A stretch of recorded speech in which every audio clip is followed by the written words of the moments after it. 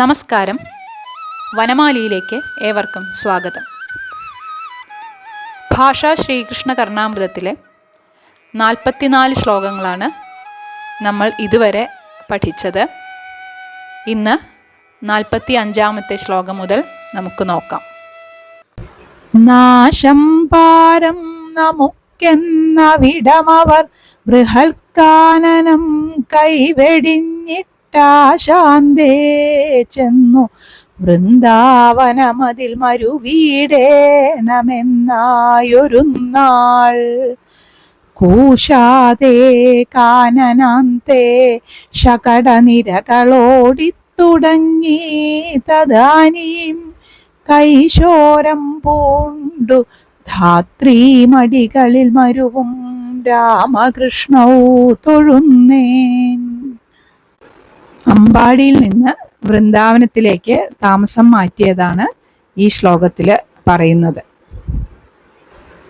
നാശം പാരം നമുക്കെന്ന് അവിടം അവർ ബൃഹൽക്കാനനം കൈവെടിഞ്ഞു. ഇവിടെ നമുക്ക് വലിയ നാശം ഉണ്ടാകുന്നുണ്ട് എന്ന് വിചാരിച്ചിട്ട് ആ ബൃഹത്തായിട്ടുള്ള കാനനം, ആ വലിയ കാട് ഉപേക്ഷിച്ചിട്ട് ആശാന്തേ ചെന്നു വൃന്ദാവനം അതിൽ മരുവീടേണം എന്നായി ഒരു നാൾ. ആശാന്തേ ദിഗന്ധത്തിൽ, ദിക്കിന്റെ അറ്റത്തുള്ള വൃന്ദാവനത്തിലേക്ക് പോകണം എന്നായി. എന്നിട്ടെന്തായി? കൂശാതേ കാനനാന്തേ ശകടനിരകളോടിത്തുടങ്ങി തദാനീം. കൂശാതേ, ഒട്ടും മടിക്കാതെ, ഒരു സംശയമില്ലാതെ, ശങ്കയില്ലാതെ, കാനനാന്തേ, കാട്ടിലൂടെ,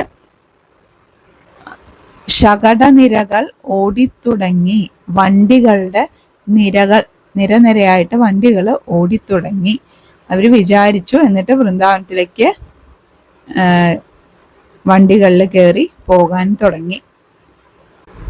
തദാനീം, അപ്പോൾ കൈശോരം പൂണ്ടു ധാത്രീമടികളിൽ മരുവും രാമകൃഷ്ണവും. കൈശോരം പൂണ്ട് വെച്ചാൽ ചെറിയ കുട്ടികളായിട്ട് ഇരിക്കുന്ന, എവിടെ ഇരിക്കുന്നത്? ധാത്രീമടികളിൽ, അമ്മമാരുടെ മടികളിൽ ഇരിക്കുന്ന. ആ വണ്ടിയിൽ പോകുമ്പോൾ അതിൽ കയറിയിരിക്കുന്ന അമ്മമാരെ, അവരുടെ മടിയിൽ ബലഭദ്രനും ശ്രീകൃഷ്ണനും മറ്റു കുട്ടികളും എല്ലാവരും മടിയിൽ വെച്ചിട്ടാണ് അമ്മമാർ പോകുന്നത്. അങ്ങനെ ധാത്രീമടികളിൽ, അമ്മമാരുടെ മടികളിൽ കുട്ടികളായിട്ട് കുട്ടിത്തം പൂണ്ടിരിക്കുന്ന ആ ബലരാമനെയും കൃഷ്ണനെയും രാമകൃഷ്ണവും അങ്ങനെയുള്ള ബലഭദ്ര കൃഷ്ണന്മാരെ, ബലരാമകൃഷ്ണന്മാരെ തൊഴുന്നു എന്നാണ് ഇതിൻ്റെ അർത്ഥം. അതായത് അമ്പാടിയിൽ നിന്ന് താമസം വൃന്ദാവനത്തിലേക്ക് മാറ്റി എന്നാണ് പറഞ്ഞത്. അതായത് ഈ ഗോപന്മാർക്ക് ഇത് ഭഗവാനാണ് എന്നൊന്നും അറിയില്ല. അപ്പോൾ ഈ തൊട്ടു മുന്നത്തെ ശ്ലോകത്തിൽ പറഞ്ഞു, ഉരലും കൊണ്ട് വലിച്ചു പോകുമ്പോൾ മരങ്ങളുടെ ഇടയിൽ പോയി മരങ്ങൾ വീണു.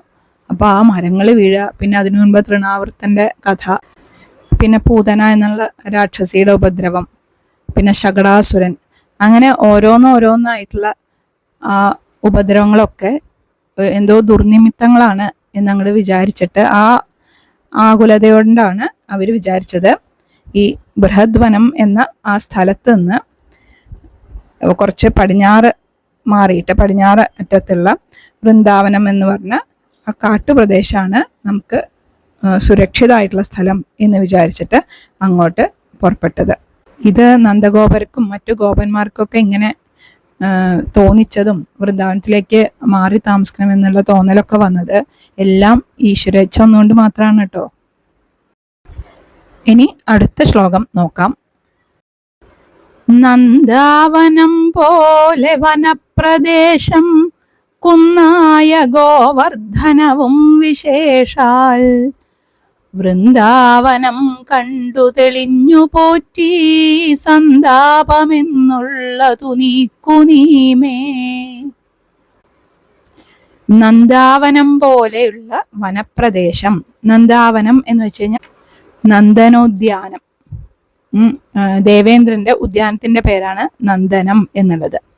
അപ്പോൾ അത് സ്വർഗത്തിലാണല്ലോ. സ്വർഗത്തിലെ ഉദ്യാനം പോലെയുള്ളതാണ് ഇവിടുത്തെ ആ വനപ്രദേശം, വൃന്ദാവനത്തിലെ വനങ്ങൾ കണ്ടാൽ സ്വർഗത്തിലെ ഉദ്യാനമാണോ എന്ന് തോന്നും, നന്ദനോദ്യാനമാണോ എന്ന് തോന്നിക്കും. അങ്ങനെയുള്ള വൃന്ദാവനത്തിൽ ഉള്ളതാണ് ഗോവർദ്ധന പർവ്വതവും. കുന്നായ ഗോവർദ്ധനവും വിശേഷിച്ച് ഗോവർദ്ധന പർവ്വതവും നന്ദനോദ്യാനം പോലെയുള്ള വൃന്ദാവനവും വിശേഷിച്ച് ഗോവർദ്ധനം എന്ന ആ പർവ്വതവും കണ്ടിട്ട് ഭഗവാന്റെ മനസ്സ് തെളിഞ്ഞു. പോറ്റി എന്ന് വിളിച്ചു കഴിഞ്ഞാൽ ഭഗവാനെ അങ്ങയുടെ മനസ്സ് തെളിഞ്ഞു, അതായത് സന്തോഷിച്ചു. ഇങ്ങനെയൊക്കെയുള്ള അവിടുന്ന് സന്താപം എന്നുള്ളതു നീക്കു നീമേ, മേ സന്താപം നീക്കൂ, എൻ്റെ സന്താപത്തെ നീക്കി തന്നാലും, എൻ്റെ ദുഃഖം മാറ്റിയാലും എന്നാണ് ഇവിടെ പ്രാർത്ഥിക്കുന്നത്. ഇവിടെ നന്ദാവനം പോലെ വനപ്രദേശം എന്നുള്ളതിന് വൃന്ദാവനം പോലെ മരുപ്രദേശം എന്നൊരു പാഠഭേദം കണ്ടിട്ടുണ്ട്. അപ്പോൾ വൃന്ദാവനം മരുപ്രദേശമാവാൻ വഴിയില്ല എന്ന് വെച്ചിട്ടാണ് ഞാൻ ഈ നന്ദാവനം പോലെ വനപ്രദേശം എന്നുള്ള പാഠം സ്വീകരിച്ചത്. മരുപ്രദേശമല്ലല്ലോ, വനങ്ങളല്ലേ അവിടെ. അപ്പം അവിടെ 12 വനങ്ങൾ കൂടിയിട്ടാണ് എന്നാ പറയുന്നത്. അതിലൊരു വനാണ് ഈ വൃന്ദാവനം എന്നുള്ളത്. ഞാൻ ഈ അടുത്ത് വൃന്ദാവന ദർശനത്തിന് പോയിരുന്നു. അപ്പോൾ അടുത്തുള്ള വനങ്ങൾ എന്ന് പറഞ്ഞിട്ട് മധുവനം, ബഹുളാവനം, കാമ്യവനം, കുമുദവനം എന്നൊക്കെ പറഞ്ഞിട്ട് ചില വനങ്ങൾ സന്ദർശിക്കാനുള്ള ഭാഗ്യം ഉണ്ടായിരുന്നു. അപ്പോൾ ഇവിടെയൊക്കെ കൃഷ്ണൻ സഞ്ചരിച്ചിരുന്നു, കളികൾ ഉണ്ടായിരുന്നു എന്നൊക്കെയാണ് പറയുന്നത്. ഓരോ ഭാഗത്താണ് ഓരോന്ന് കണ്ടത്. ശ്രീകൃഷ്ണനെ ഭജിക്കുന്നവർ കഴിയുമെങ്കിൽ കാണേണ്ട സ്ഥലം തന്നെയാണ് വൃന്ദാവനം. അതുപോലെ അതിൻ്റെ അടുത്തുള്ള ഈ വനങ്ങളൊക്കെ മനസ്സിന് വല്ലാത്തൊരു സന്തോഷം നൽകുന്നത് തന്നെയായിരിക്കും ഈ കാഴ്ചകൾ. നമുക്ക് അടുത്ത ശ്ലോകം നോക്കിയാലോ.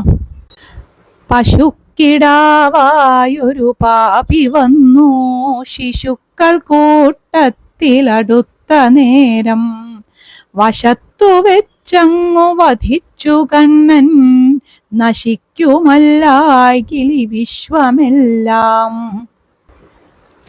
പശുക്കിടാവായിട്ട് പശുക്കുട്ടിയുടെ രൂപത്തിൽ ഒരു പാപി ആയിട്ടുള്ള ഒരുവൻ വന്നിട്ട് ശിശുക്കൾ കൂട്ടത്തിൽ അടുത്ത നേരം കുട്ടികളുടെ ഇടയിലേക്ക് ഇങ്ങോട്ട് വന്നു.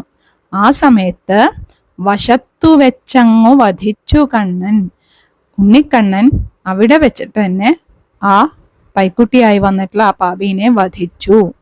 അല്ലെങ്കിൽ നശിക്കുമല്ലായികിലി വിശ്വമെല്ലാം, അല്ലെങ്കിൽ ഈ വിശ്വം, ലോകം മുഴുവൻ നശിക്കുമായിരുന്നു.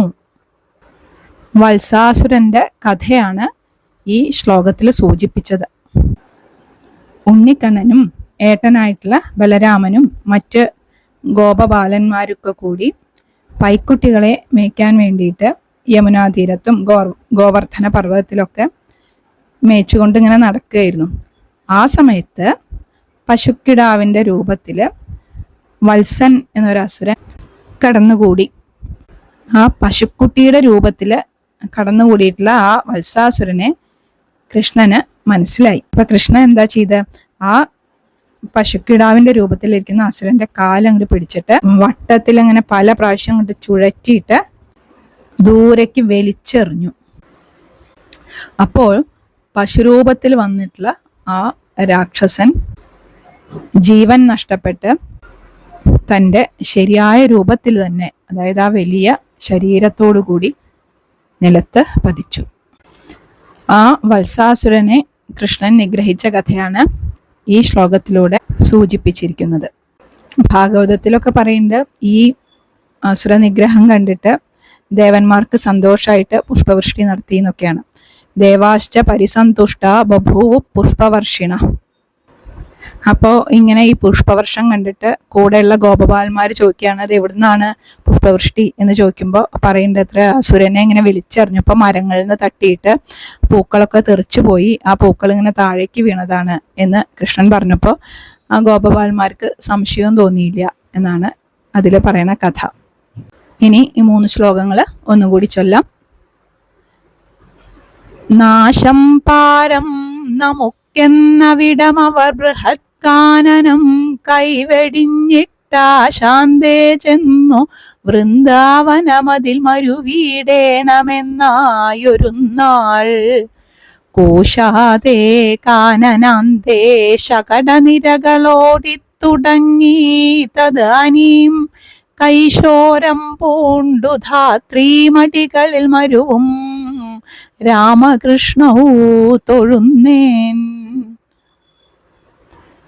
നന്ദാവനം പോലെ വനപ്രദേശം കുന്നായ ഗോവർദ്ധനവും വിശേഷാൽ വൃന്ദാവനം കണ്ടു തെളിഞ്ഞു പോറ്റി സന്താപമെന്നുള്ളതു നീക്കുനീമേ. പശുക്കിടാവായൊരു